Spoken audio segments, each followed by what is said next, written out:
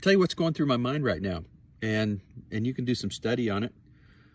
See, Jesus makes a really powerful statement. In fact, he makes two statements. One of those is that it would be as it was in the days of Noah, before pre-coming of the Son of Man. Now we know coming of the Son of Man is a reference to his coming back to the planet to judge the nations and to rescue/redeem Israel.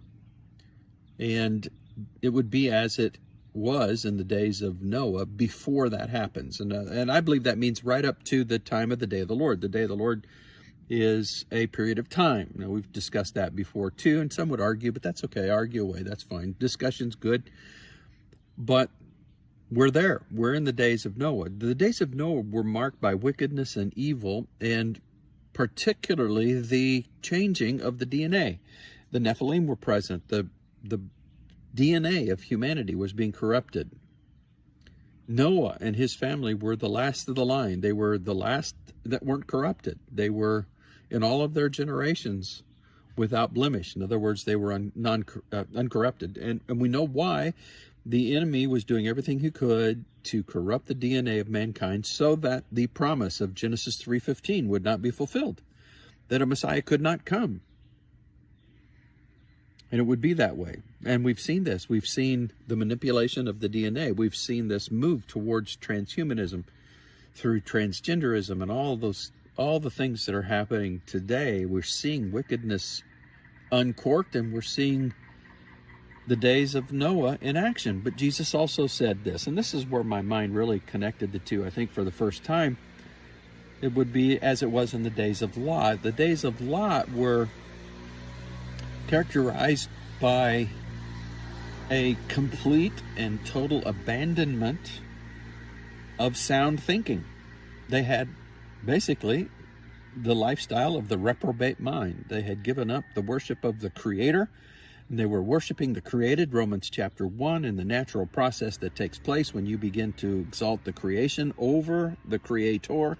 You begin to worship creation, and soon you begin to worship yourself and your own lusts, your own passions, and the affections are given up, the proper affections of a man toward a woman. A man and his wife are given up for men doing unspeakable acts with men and women doing unspeakable acts with women. And I think eventually, I don't mean to gross you out, but eventually it comes down to unspeakable acts with animals and worse. And so we're seeing 237 different genders in these days where people have been given over to a reprobate mind, because it all began when this culture, and it's around the world, by the way, culture gave up the worship of the Creator. Kicked him out of schools, kicked him out of the marketplace, kicked him out of government, kicked him out here, stopped worshiping, started worshiping man, started worshiping the natural order of all kinds of things, including evolution, which is devolution as far as I'm concerned.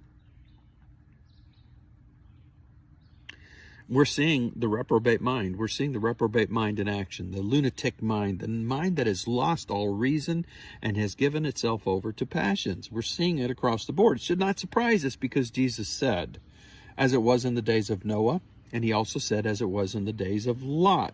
It would be that way again. It would be as it was in the days of Noah before the coming of the Son of Man.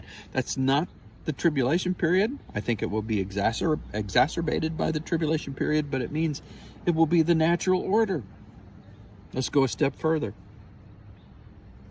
As it was in the days of Noah, they were eating and drinking and giving in marriage, and some would look at that as normalcy. But if you go back and you study Jewish lore all the way even into Enoch, and I'm not going to make a case that Enoch should be in the Bible, that's not my point, but in Jewish lore, in mythology, which comes from grains of truth, and even from the book of Enoch and other places, we see that eating and drinking and giving in marriage had nothing to do with normalcy. It was eating and drinking, eating flesh, drinking blood, and taking, raping, whatever. And that's the way it was in the days of Noah, when the Lord destroyed the world. Wickedness was everywhere. It was always on people's minds. Every thought was wicked. Everything was wicked. and the DNA was corrupted, and God said, no more. Destroyed the world by flood. Promised never to do it again, gave the rainbow. The rainbow's been usurped, we know that, and you can get all bent out of shape that they're using the rainbow.